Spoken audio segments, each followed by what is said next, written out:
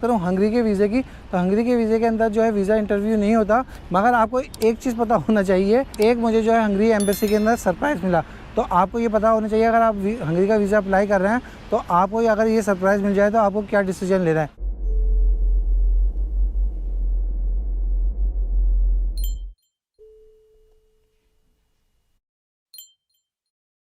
Hello, welcome back. Start है another video from Hungary से, और ये वीडियो भी जो है हंगरी के वीज़े के हवाले से है कि भाई आप हंगरी का वीज़ा किस तरीके से हासिल कर सकते हैं। चाहे आप हंगरी का वीज़ा लें, चाहे आप किसी भी शेंगेन कंट्री का वीज़ा लें, आप जो है शेंगेन जोन के अंदर एक दफ़ा इंटर होगा तो आप किसी भी कंट्रीज़ के अंदर इंटर हो सकते हैं। कुछ कंट्री शेंगेन जोन के अंदर ऐसी हैं, उनका जो है प्रोसीजर एज़ कम्पेयर टू दूसरी शेंगेन कंट्रियों के थोड़ा सा ईजी है वीज़ा मिलने में। अब वो कितना इजी है कितना नहीं है, जो भी मेरा अपना एक्सपीरियंस है वो मैं आपके सब आगे साथ शेयर करूंगा। सेकेंडली हम बात करेंगे कि वीज़ा डॉक्यूमेंट के हवाले से। नेक्स्ट हम बात करेंगे कि वीज़ा का प्रोसीजर क्या है, और लास्ट हम बात करेंगे कि भाई जो है आप जब इमिग्रेशन पर यहाँ पर आते हैं तो इमिग्रेशन का यहाँ का सिस्टम क्या है, किस तरीके से इमिग्रेशन पे आने के बाद भी काफ़ी लोगों को डर होता है कि भाई, क्योंकि बाज़ लोग जो है खुद ही वीज़ा अप्लाई करते हैं वो तो बेस्ट है, मगर कुछ लोग जो है एजेंट के थ्रू अप्लाई करते हैं तो वो थोड़ा सा डर रहे होते हैं, या खुद भी लोग आ रहे होते हैं वो थोड़ा डर रहे होते हैं कि भाई इमिग्रेशन के पॉइंट ऑफ व्यू से ऐसा ना हो कि वो एयरपोर्ट के ऊपर कुछ क्वेश्चंस करें, डिपोर्ट वगैरह करते हैं। तो ये सारी चीज़ें आज हम डिस्कस करेंगे। तो अभी हम स्टार्ट करते हैं अपनी वीडियो। तो अभी हम लोग मौजूद हैं हंगरी बुदापेस्ट। भाई वीडियो शुरू करते हैं, वहाँ पर थोड़ा सा जो है ना डिस्टर्बेंस हो रही थी, फिर ट्राम वगैरह गुजरती थी तो साउंड बहुत आ रहा था।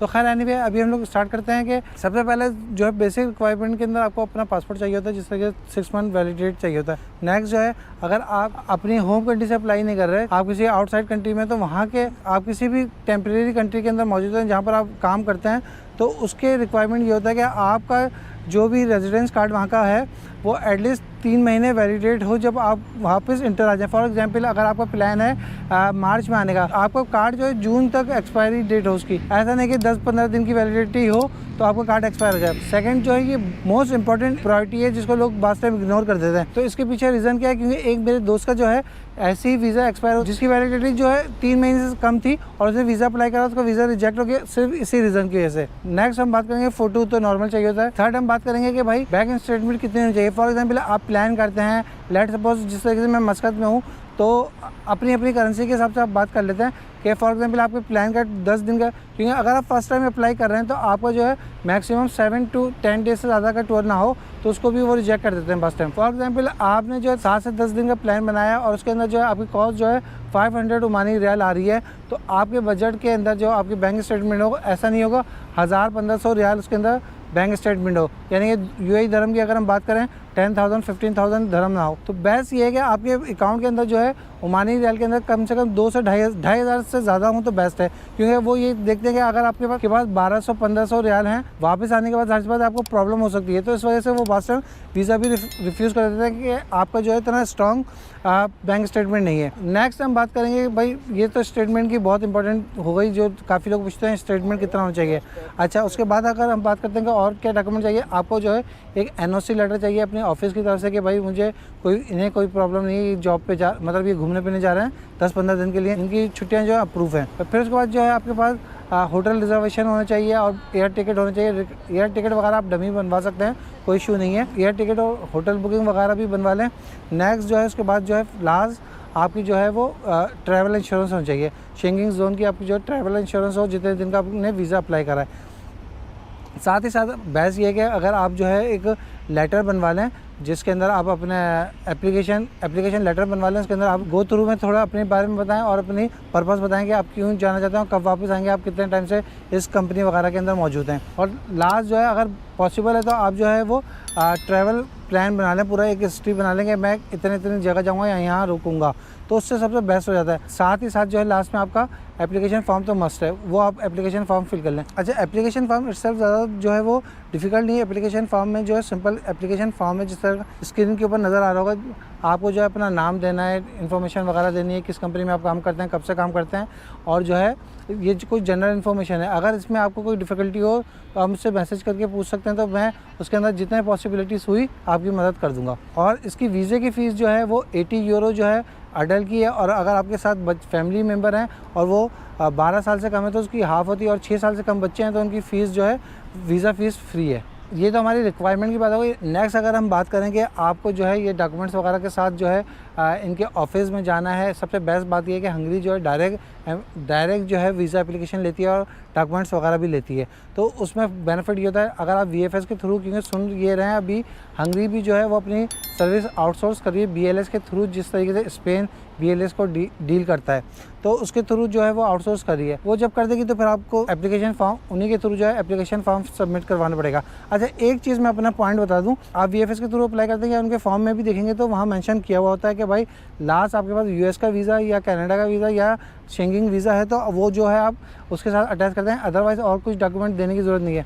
मगर मैंने अपने केस के अंदर वीज़े को थोड़ा स्ट्रॉन्ग करने के लिए जितने भी मेरे पास वीज़े थे, फॉर एग्जांपल जो है मैंने आज से 5-10 साल पहले भी जो वीज़े यूज़ कर रहे थे, जो हालांकि पुराने पासपोर्ट पे थे, वो सारे मैंने एक वीज़े की कॉपी जो है एक वर्ड फाइल के अंदर बनाई। जितने भी आपके पास में वीज़े लगे हैं उसका एक सेपरेट जो है मैंने डॉक्यूमेंट बना के वो भी साथ अटैच कर दिया। वीज़ा ऑफिसर को बाद टाइम आपको जज करने में डॉक्यूमेंट के हिसाब से पता नहीं चलता, तो आपके पास जो भी इंफॉर्मेशन है एक्स्ट्रा में है वो भी आप दे दें।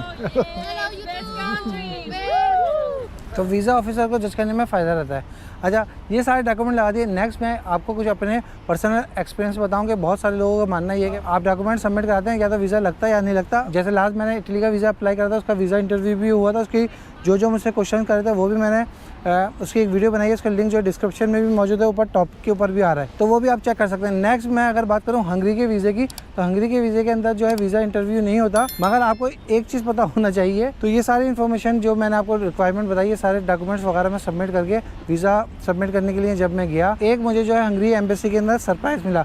तो आपको ये पता होना चाहिए अगर आप हंगरी का वीज़ा अप्लाई कर रहे हैं तो आपको अगर ये सरप्राइज़ मिल जाए तो आपको क्या डिसीजन लेना है। सबसे पहले जाने के बाद जो है वो उन्होंने डॉक्यूमेंट्स वगैरह लिए, फीस वगैरह ली, उसके बाद जो है फिंगरप्रिंट वगैरह लेने के बाद जो है वो पिक्चर खींची।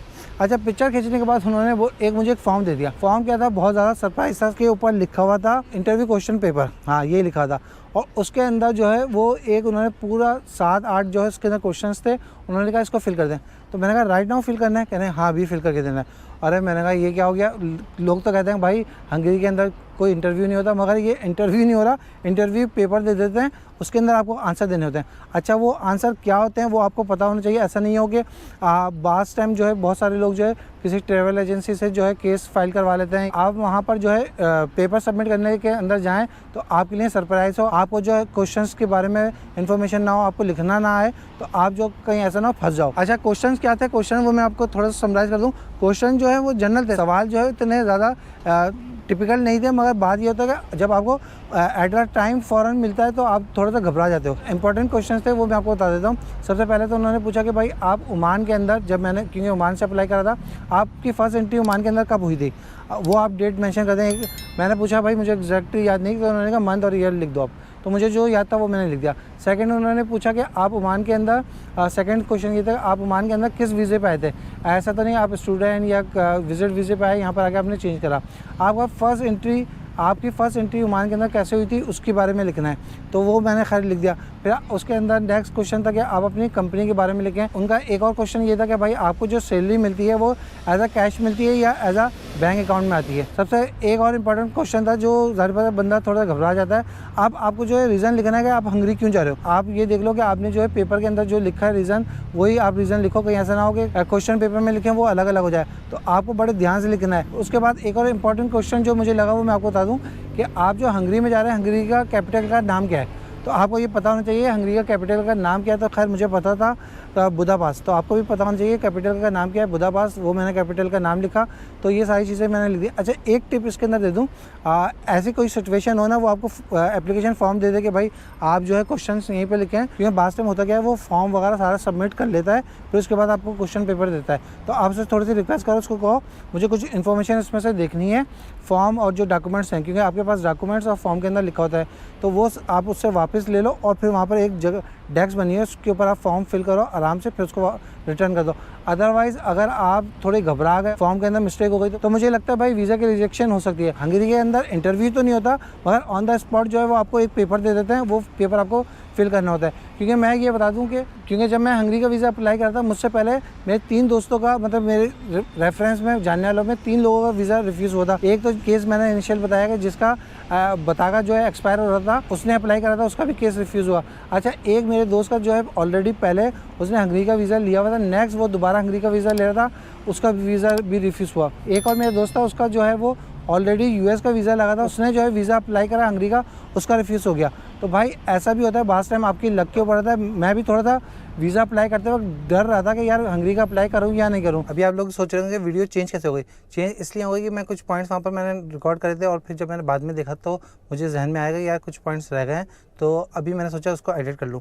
आपको इन्फॉर्मेशन जो है कंप्रीहेंसिव होनी चाहिए ताकि कोई भी एक वीक पॉइंट जो है बचे ना। अनदर क्वेश्चन ये भी था कि भाई आपकी फैमिली से रिलेटेड था कि आपकी फैमिली मेम्बर कहाँ पर हैं, मतलब अगर आप मैरिड हैं तो आपकी फैमिली जो है जिस कंट्री से आप अप्लाई कर रहे हैं उसी कंट्री के अंदर मौजूद है या आउटसाइड है, और अगर आपके बच्चे हैं तो वो किधर हैं, वो भी इधर हैं या आउटसाइड हैं।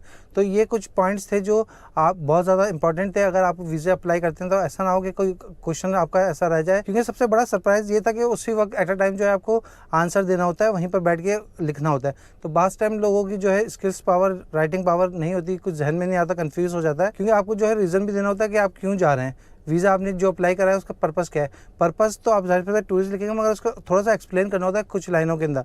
तो भाई वो आप जो फॉर्म के अंदर लिखा है एज इट इज़ वही आप लिख दो तो बेस्ट है। ये सारे प्रोसेस के अंदर जस्ट जो है मेरे 33 रियाल जो है कॉस्ट आई थी। 33 रियाल के अंदर जो है शेंगेन का वीज़ा मिल गया।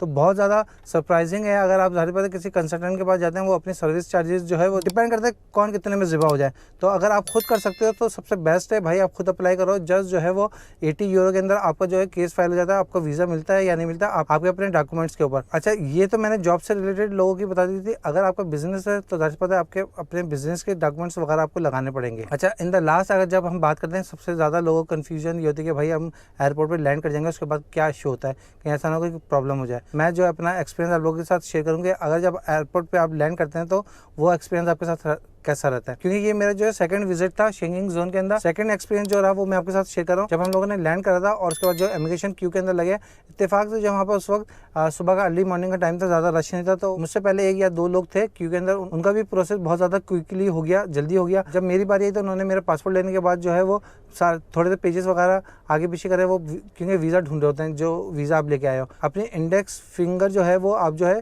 मशीन पे रखें, फिंगरप्रिंट पे। मैंने वो फिंगरप्रिंट पे लगी, उन्होंने विदाउट एनी क्वेश्चन के किस होटल में जाएंगे, कितने दिन रुकेंगे, ट्रैवल इंश्योरेंस कहाँ है, रिटर्न फ्लाइट कहाँ पर है, कुछ नहीं पूछा, बस उन्होंने कहा वेलकम टू हंगरी। तो भाई ये काफ़ी स्मूथ एक प्रोसेस रहा है हंगरी का। बस आप अपना कॉन्फिडेंस लेवल बरकरार रखें, ऐसा नहीं कि घबराएं, पसीने पहुंच रहे हो, पता नहीं क्यों। कोई ऐसा डिफिकल्ट प्रोसेस नहीं है। तो इसके साथ ही इस वीडियो को यहीं पर क्लोज करते हैं। मिलते हैं अनदर वीडियो में, अनदर लोकेशन में फ्रॉम हंगरी। अगर फिर भी आपके कोई क्वेश्चंस हो, कोई बात आपको इसमें समझ में ना आई हो, तो आप मुझे कमेंट भी कर सकते हैं या इंस्टाग्राम वगैरह पे कांटेक्ट कर सकते हैं, तो मैं उसका रिस्पांस कर दूंगा जो पॉसिबल हो सका।